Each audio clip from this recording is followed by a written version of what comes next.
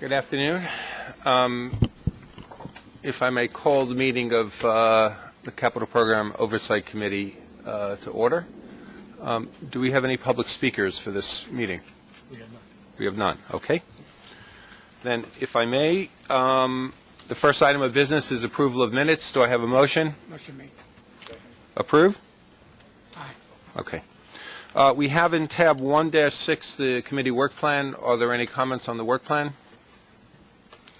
There is an addition. At your request, we've added the annual update of the in-house track programs that will first begin in July of 2010, and is so noted. Okay, thank you. One of the areas of great importance to our organization is to try to ensure that as we are progressing our capital program, we are creating opportunities for minority and women-owned businesses. In my chairing this committee, I've asked if we can have an update on our progress in doing that as part of the work we're doing in this committee. I know that it's also looked at in our Committee on Diversity, but I felt it was important for us at the Capital Program Oversight Committee to be looking at this as well. Michael Garner has prepared the report, which is at tab 2, and I'm sure we'd be happy to take any questions if the committee has questions. Is there anything we can do or provide to expand upon this? You're referring to in this committee? This committee.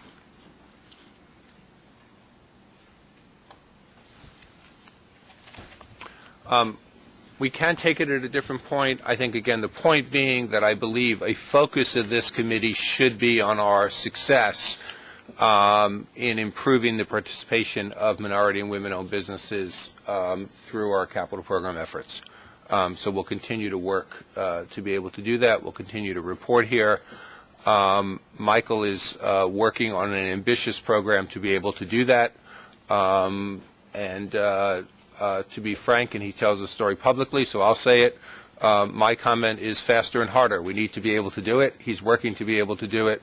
We're also in continuing discussions with the state legislature about some of the legislative changes that the MTA has proposed, and are hopeful that they will be enacted in the upcoming legislative session and will allow us to move forward expeditiously on some of those programs as well. Michael, is there anything you want to add to that, or is that?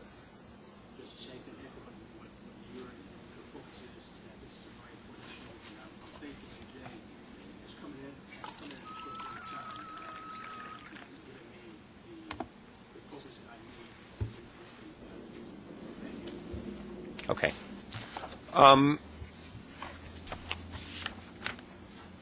Next item is our piece on commitments and completions. You have on the table in front of you a status report. And Linda or Ron, are you going to speak to this? Okay. Okay. In order to make the report more informative, there have been some changes since October. As we promised last month, we now compare the planned commitment goal to the budgeted value of the commitments as made, as well as the actual value of commitments made.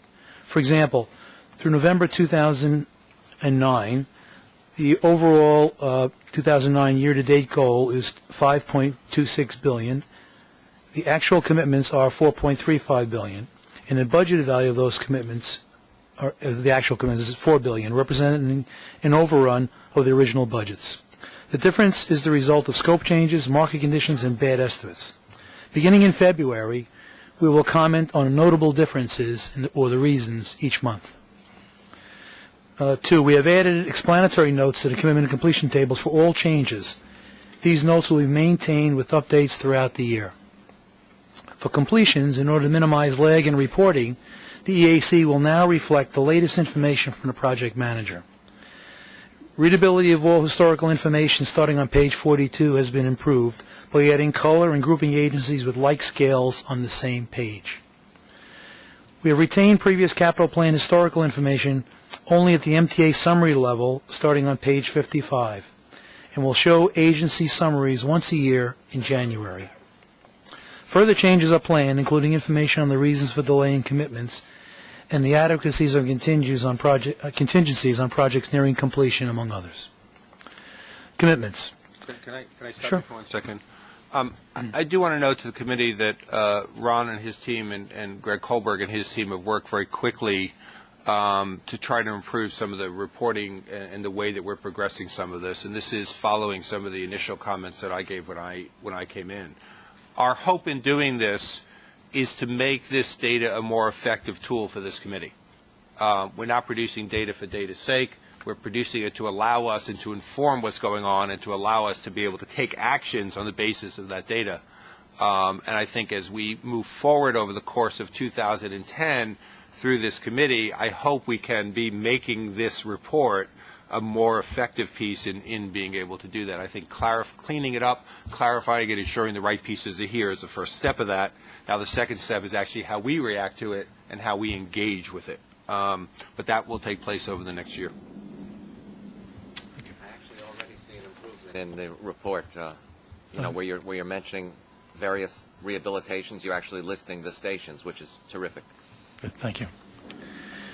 Commitments. It should be noted that since the changes have been implemented, the annual goal has increased from $5.6 billion to $6.25 billion. This is principally due to the addition of ARA funds, stimulus funds, to the commitment plan. In the 11 months of 2009, the MTA has committed $4 billion, or 76% of the originally budgeted project value in the plan. The actual cost of these awards was $4.35 billion, or 82.7% of the funds available, reflecting net overruns of the original budgets. Noteworthy agency results are: New York City Transit committed 73.4% of the originally budgeted project value in the plan. The actual cost of these commitments was 69.8% of the original plan, reflecting project scope reductions in favorable bids. The reverse was true of MTACC, which committed 81.8% of the originally budgeted project value in 2009, but as a result of unfavorable bids, the actual cost of these commitments exceeded the plan 106%, a result of unfavorable bids. Completions. Since October, the annual goal has remained unchanged, but the forecast changed from $4.87 billion in October to $4.19 billion this month. Most of the difference is related to New York City Transit, where 2 projects slipped to 2010 as orally reported in October. In the 11 months of 2009, MTA has completed 97.2% of its plan of $3.39 billion. Noteworthy agency results are: New York City Transit has completed 84.2% of its goal. This shortage will increase next month due to delay in the Charleston Annex. Metro-North has completed 430% of its plan due to early completion of Harmon Shop Replacement Phase 3. They appear to be on track to complete nearly 100% of their plan. And MTACC completed 91.5% of its plan. Questions on these reports for Ron or other staff? Again, I'd make a point, and again, it picks up off my returning here and looking at the capital program information. It is very clear that a lot of work is getting done. When you look at the degree and the level of completions that are, the commitments and completions that are taking place, a lot of work is getting done.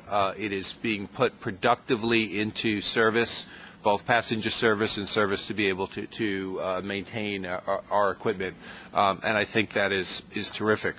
Our challenge is not just is work getting done, but our challenge is actually, are we doing the best job we can possibly be doing at doing it? And I think, again, our focus, consistent with everything we've been talking about through the day and everything we will continue to talk about, is continuing to take us to new levels in the way that we are doing that, the way that we're achieving that, and ensuring that we're getting the best value out of everything that we are that we're doing. But that is obviously something that will be proceeding over the course of the year. If I could check with the committee members in terms of time, do we have for everybody time to run till 2 o'clock? Does that work with everybody? Okay. So, Tom, I guess my request here is that you be guided by the fact that we need to do both the car presentation and also a discussion of CCC activities within that period of time, and we may want to truncate a little bit on some of the discussion. Okay? Yes. But it's now in your hands. Craig Stewart will give the presentation on the new subway car procurement, and then we'll be ready to answer any questions that we may have. Thanks, Tom. Okay. I will begin today's presentation on the rail car procurement with an overview of New York City Transit's fleet. Then I will discuss the ongoing car purchase and conclude with New York City Transit's future rail car needs. New York City Transit's rail fleet is made up of various car types designed for the unique operating environment of New York City Transit's A and B divisions. Shown are the number of cars in each class. There are 2,769 cars in the A division fleet, ranging across 4 car classes. In the B division, there are approximately 3,700 cars at present across 8 car classes. The last of the R32s and R42s will be retired in 2010 and replaced by new R160s. At the end of the contract, 6 car classes will remain in the B division. In the A division, the numbered lines, the fleet has an average age of 14 years. In the B division, the lettered lines, the cars have an average age of 19 years. The useful life of New York City Transit rail cars is evaluated on an ongoing basis to determine what optimal lifespan is feasible. With the delivery of the R142s and 142A cars, the useful life of subway cars moved from 35 years to 40 years. With the current structural design, stainless steel car bodies, and scheduled maintenance programs, useful life is again being evaluated for an increase in future car purchases. Subway car reliability depends on normal replacement of cars and scheduled inspection and maintenance programs. This chart shows the investment in new cars and the general overhaul program since the first capital program in the 1980s. The amounts have been adjusted for current dollars. In the first program, 1982 to 86, approximately 43% of the total capital program funding went to car purchases and overhauls. In the second, 1987 to 1991 program allocated about 24% of the cars and overhauls. Also, rail cars reached a state of good repair in this program after this program in 1992. Approximately 17% of the overall capital funding for 1992 to 99 program was spent on new cars and the last overhaul work. Since the 2000 to 2004 capital program, the portion of new cars has remained at approximately 19% of the total program funds. The effectiveness of the car maintenance and capital investment can be seen by the dramatic reduction in delays due to car problems, which have stabilized at a relatively low level over the past 10 years. Shown here is the 12-month moving average mean distance between failure for the entire fleet since 1971. In December 1980, had the lowest yearly average with less than 6,800 miles. Continued investment is also evident in increased car reliability. In November, New York City Transit's overall fleet mean distance between failure was over 148,000 miles, about 11% higher than the 133,000 miles reported at CPOC last May. The slide also shows the combined recent 12-month average mean distance between failure levels for the new car classes, the R142s, 142As, 143s, and R160s. These car classes as a whole are well above the fleet average. Looking into the future, it is difficult to determine what level of mean distance between failure can be expected. The next new car contract, the R179, is planned to specify a mean distance between failure of 150,000 miles, which is 50,000 more than the current contract, assuming that the design is similar to the R160s. Investment in new cars have yielded operating savings and has the potential to do so further. Productivity has increased. Since 2000, car equipment maintenance forces has stayed relatively constant at about 4,000 positions. During that time, the fleet grew by about 500 cars, and the mean distance between failure increased by over 30% fleet-wide.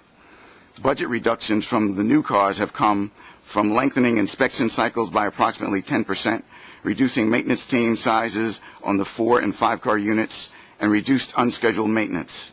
148 positions have been eliminated from the baseline, saving approximately $12 million annually. Further reductions are being evaluated and included on this list. These estimates indicate savings could exceed $20 million. However, some of these initiatives require upfront investments. For example, increasing regenerative voltage from 690 volts to 720 volts in the new car classes could yield significant energy savings. New York City Transit will pursue the development of these initiatives over the near term to identify cost and prioritize for implementation. Now I will discuss the status of New York City Transit's ongoing procurement of the R160 cars. The R160 rail car purchase is providing new 60-foot B division cars to replace the oldest cars in the fleet. A total of 1,662 R160s will be purchased. Alstom and Kawasaki are the car builders. The base contract for 660 cars was completed in November 2008. Option 1 for 620 cars was exercised August 2007 and was completed in June 2009. Option 2 for 382 cars was awarded November 2008. Delivery of this option began in June 2009 with a completion date of May 2010. To date, 1,449 cars, over 87% of the contracted R160s have been delivered. 1,410 cars are currently available for service in service on the E, F, N, W, Q, L, J, Z, and M lines. Delivery of the 382 Option 2 cars is advancing. Alstom has delivered 95 of its 242 cars, and Kawasaki has delivered 74 of its 140 cars. 130 cars in all have been accepted, 70 from Alstom, 60 from Kawasaki. Shown here is the contractual delivery schedule compared to the actual and forecast deliveries. In April 2008, car deliveries were 5 months behind schedule. Since then, we have worked with the car builders on production issues and enforced the terms of the contract. When last presented at CPOC in May, the delay had been reduced to about 4 to 6 weeks. Today, it stands at about 2 weeks. The recovery is a result of Alstom catching up and exceeding its production level. Since last reported, deliveries have averaged at about 13 cars a week compared to 10 required under the contract. We expect deliveries to fully catch up by the end of the contract in May 2010. At the start of the R160 deliveries in 2006, the average age of the B division cars was approximately 31 years. By the end of the R160 contract in May 2010, the average age of the B division will drop to 16 years. We have also made some significant progress in resolving other R160 issues. Low fluid levels in the gear unit on some of the R160B cars were discovered and temporary modifications were made. A permanent solution has been tested and is implemented now, and this issue has now been resolved. Another issue previously reported is the premature wear of the traction motor bearings. Extensive tests and teardowns have been conducted, and the results have been positive. We are currently monitoring the bearings. Additionally, Alstom gearbox supplier, Reynolds, is experiencing a strike. Existing quantities will last through January. Reynolds, however, is producing at a reduced rate, and we will monitor this to see what impact it will have on this delivery schedule. We continue to keep the R160 program on budget. The base order was completed on target, and the remaining options are expected to be completed within the approved budget of nearly $3.3 billion. Proposed car purchase for 2010 and to 2014 include the following: additional new cars based on the R142 and 142A design, as well as converting existing R142 and 142A cars, are planned to support the number 7 extension and the installation of CBTC, communication-based signaling, on the Flushing line. We plan to award this contract in 2010 as a base with an option. A total of 46 trains will be on the number 7 line, 10 new and 36 converted. Each train will have 11 cars and will be communication-based signals ready. New York City Transit also proposes to replace the R44 fleet, the oldest 75-foot cars operating in the B division. The current proposal would replace these cars with 60-foot cars, while requiring more cars significantly offsets savings in procurement costs and standardized maintenance needs are expected. These trade-offs are currently being analyzed, and results are expected soon. This proposed schedule includes a base award in 2010 with an option in 2012, which has been estimated to cost about $921 million.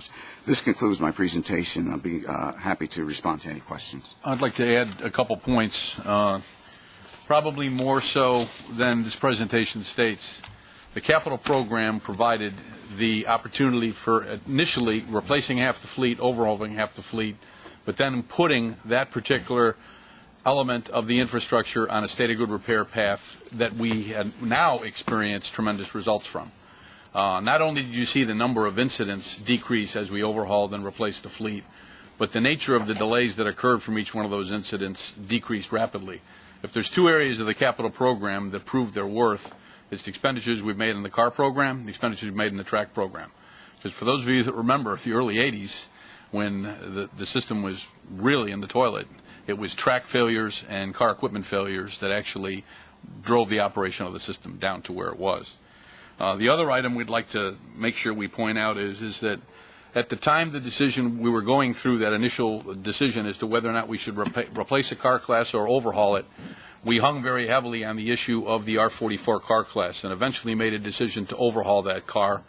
And in hindsight, looking back, it probably should have been better to replace that car. That's a 75-foot car, but it has a unique car body structure. It does not have a center sill. We had to do an awful lot of structural repairs to that car class to have it be overhauled. But we're starting to see an increase in the number of structural failures. We're going to bring some experts in to see whether or not it has the potential for getting the full 40 to 45-year life out of that car body structure. If it does not, it makes sense to replace that car fleet, and probably even in advance, I believe, of the R32s, which are an older car class, but structurally more sound.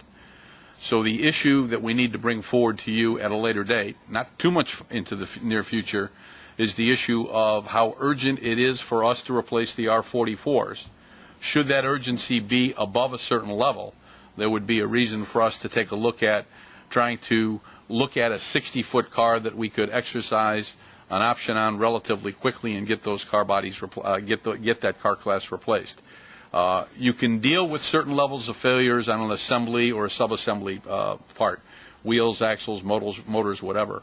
But when you start to have serious problems with the structure of a car body and large numbers of cars have to be taken out of service, that would degrade our ability to make service in the morning, that's what would drive that decision. And we'll be back to you probably in the next 2 to 3 months with an analysis along those lines.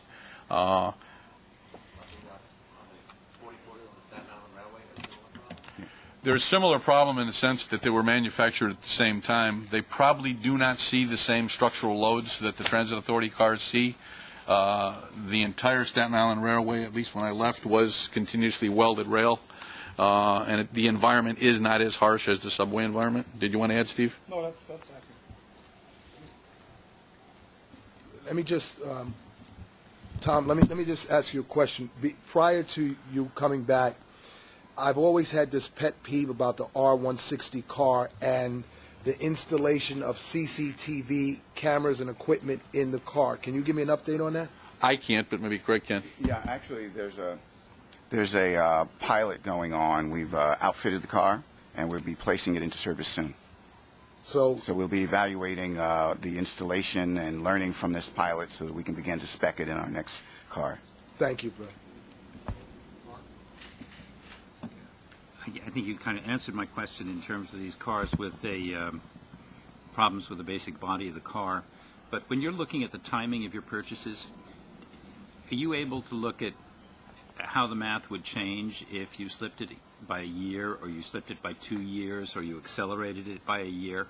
Can you compare your maintenance and rehab requirements versus the cost of the new car and what you're going to be paying in debt service on it?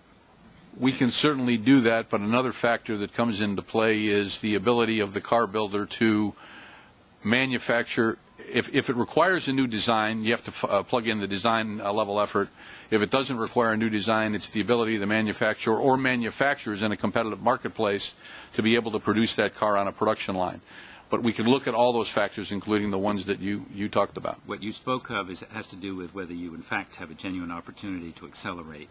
The other one I'm interested in, quite honestly, is the degree to which you have the, what the cost benefit is going to be to extending. Well, we certainly can do that, and in the case of in the next car procurement, we can do that in relation to the R44s or the R32s, what we'd replace. There were decisions made, conscious decisions made, and I know Gene's here in case I'm wrong. If I state wrong, pull me back. In terms of the level of overhaul we did on certain cars with an expectation that the car class was going to be replaced. So if we would extend past that date and we would experience failures higher than we would want, that it would affect performance. But we can certainly do the analysis you're asking for. Thank you. Other questions on this? One other point which was touched upon in Craig's presentation and Tom and I have been speaking about as well has to do with our ability to be able to look at environmental sustainability and our ability to be able to achieve more of that through our car fleet, but also not just for the purposes of environmental sustainability, but because it's actually financially attractive for us to be able to do so. They may well, in some cases, be an upfront investment, but the payback periods are very short in some of the areas. We're looking again at that to see how we can be able to do it, both for our existing car fleet when we do overhauls or work through the SMS program, and also for our new car purchases. And again, it's not a topic we can answer today, but we would intend in coming back to be addressing those sort of questions as well. Thank you. Michael. Good afternoon. That's me. So you did not even use the 5 minutes and 59 seconds we typically give the commuter railroads when they come up. Extra. Michael. Okay.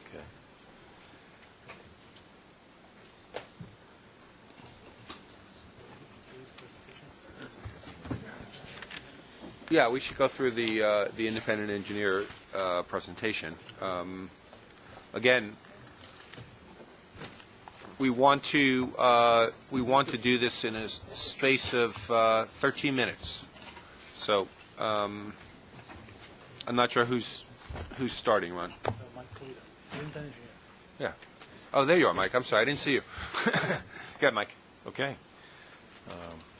Our presentation today will cover 2nd Avenue Subway and East Side Access. Can I have the next slide, please? Thank you. We have 3 observations, recommendations on the 2nd Avenue Subway project. The first one's with respect to the schedule and specifically the critical path.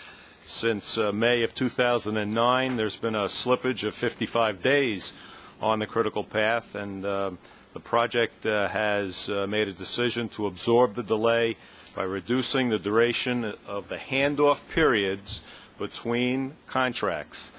We believe that that's not an appropriate way to mitigate this potential delay.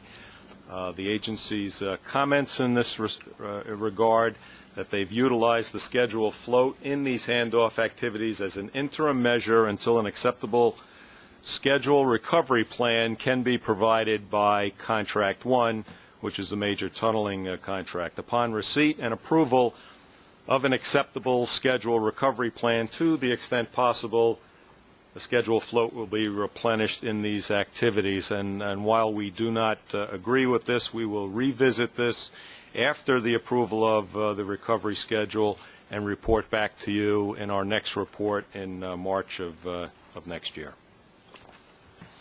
Next slide, please. In the area of budget, the 2nd Avenue Subway's budget and estimated completion are currently under pressure from 2 separate events. First, higher than anticipated contingency drawdown for the tunneling work. That's Contract 1.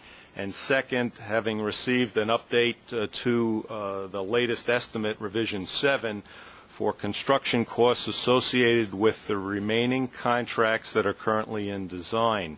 We're concerned that both of these separate pressures indicate that the current budget could be exceeded without mitigation. The agency has responded by saying that as of the end of last month, Contract 1, which is 60% complete, has utilized 66% of the original contingency, and a majority of the risk associated with the early utility and geotechnical work in the tunnel boring machine launch box have already been realized. To our second point, they say that their estimate of completion remains at $4.451 billion. Their review of Revision 7 estimate indicates a $35 million increase, and that is well within what is available in the project reserve. Our response to that is that we believe that while some of the risk associated with the tunneling is behind, there still remains risk in the tunneling work, but believe that as it stands today, the additional costs that have been identified to date can be covered by the project reserve. We will monitor this closely and report back in March of 2010. And finally, I'm sorry, go ahead. Good. And finally, in the area of commissioning, the Second Avenue Subway Project team issued an initial draft of a testing and commissioning plan back in July of 2009 with an eye towards completing it in December. So far, no update has been provided, and we're concerned that the loss of momentum here brings about some risk in us evaluating the remaining project schedule. And we're looking for a schedule to complete this plan, including acceptance by the end user, New York City Transit. The agency has responded by saying a standalone testing and commissioning schedule is under development and will be used to confirm the duration for each component to be both field tested and through the full integration process, including input from and full review by New York City Transit. This will be completed in parallel with the systems design package. The first station's testing schedule shall be ready by February the 1st, with the remainder to be completed by March 30th. We're just concerned that the lack of completion by February the 1st is still a possibility. We're going to closely monitor this, report this back to the board in our next report. This is essential for us to confirm that the overall schedule of the Second Avenue Subway duration is adequate. Any questions on the Second Avenue Subway Before you move off Second Avenue, Michael, did you have anything you wanted to add to this? The only comment actually relates to the float that we slip 55 days. When we actually build the critical path, and in general, critical path has no float. That's why it's critical. We built 220 float days in it, knowing that we may encounter some problems. So while we are looking to recover, as it was mentioned, all of the float, at this point we are not alarmed, yet we are actually working to recover it, but we agree with it, the numbers, is nothing else, but just I wanted to make that point. And my only other point is the fact that as far as contingency, we have ample contingency to absorb at this point relatively small changes, and that contingency are not a linear thing, but they change depending on the stage of the project, and sometimes may go down much more than that the completion is, as we have seen, 66% versus 60% completion, but it doesn't mean that it will not necessarily come back online because we don't expect to have the same type of changes as we move on. That's it. Questions from the board? Okay. Mike, you want to do the other one? Okay. East Side Access, Kurt? East Side Access. All right. Observations and recommendations. Schedule. The integrated project schedule shows a revenue service date of September 2016. We generally agree with this date, but we remain concerned with three areas. First, the lack of a new baseline schedule for the Herald third-body construction work, excavation progress in Manhattan tunnels and structures, and the delivery of some design packages.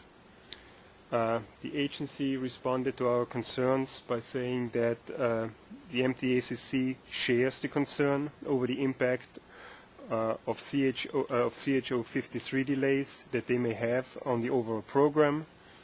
They reported that they have been working with the contractor to develop a new baseline which will be incorporated into the IPS before the end of the year. Also, workarounds and contingency planning is taking place to mitigate any delays. Major milestones and interface points with CQ31, which is the Queensport tunnels, that impact the overall completion are being closely monitored.